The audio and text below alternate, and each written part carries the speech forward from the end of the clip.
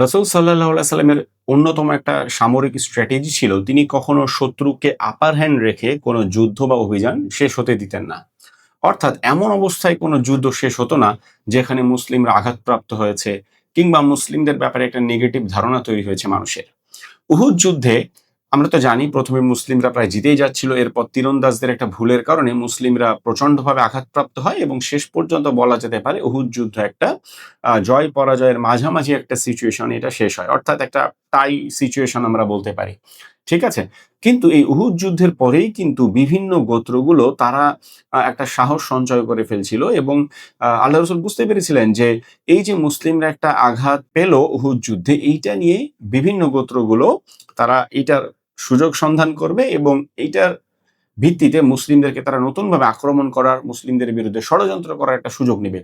এজন্য কিন্তু তিনি উহুদের ঠিক পরপর হামরাউল আসাদ নামে আরেকটি অভিযান পরিচালনা করলেন, যেখানে মূলত উহুদ যুদ্ধের যে সাহাবীরা ছিলেন, তারা এখানে অংশ নিয়েছিলেন এবং এই অভিযানের অন্যতম উদ্দেশ্য ছিল কুরাইশদের মনের মধ্যে এই ভয়টা ঢুকিয়ে দেওয়া যে উহুদ যুদ্ধে যদিও মুসলিমরা আঘাত পেয়েছে, কিন্তু আমরা এই আঘাতের কারণে দমে যাইনি কিংবা মানসিকভাবে আমরা ভেঙে পড়িনি।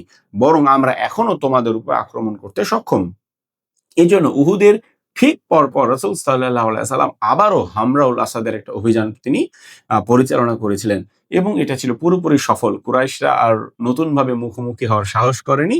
বরং তারা ফিরে যায় এবং তারা বুঝতে পারে যে মুসলিমদেরকে এখন ঘাঁটানো ঠিক হবে না। ঠিক একই রকম আরেকটা স্ট্র্যাটেজি তিনি নিয়েছিলেন মুতার যুদ্ধের পরে।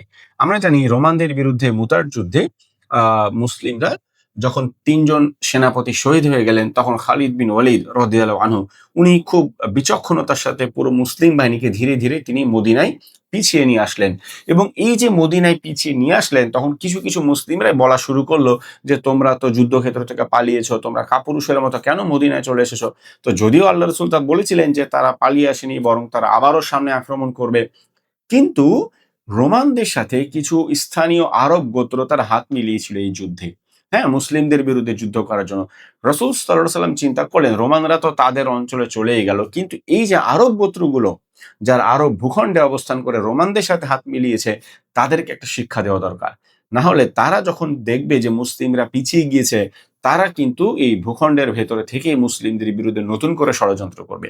এজন্য মুতার যুদ্ধের ঠিক পরপর রাসূল সাল্লাল্লাহু আলাইহি সাল্লাম নতুন আরেকটা অভিযান পাঠালেন, যেই অভিযানটাকে বলা হচ্ছে জাতুস সালাসিল অভিযান। হ্যাঁ? এই অভিযানে ওই সমস্ত আরব গোত্রদেরকে আক্রমণ করা হলো যারা মুতার যুদ্ধে রোমানদের পক্ষে যুদ্ধ করেছিল এবং এই জাতুস সালাসিল অভিযানের মাধ্যমেই কিন্তু স্থানীয় আরব গোত্রগুলোকে আল্লাহ রাসূল বলা যেতে পারে একরকম তিনি সাইজ করলেন, হ্যাঁ? যে তারা যেন আরব ভূখণ্ডের ভেতরে থেকে তারা রোমানদের সাথে হাত মেলানোর সাহস আর ভবিষ্যতে কখনো না পায়। রাসূল সাল্লাল্লাহু আলাইহি সাল্লামের জীবন থেকে এমন দারুণ এবং গুরুত্বপূর্ণ ঘটনাগুলো জানতে পারবেন সিরা এক্সটেন্সিভ কোর্স থেকে।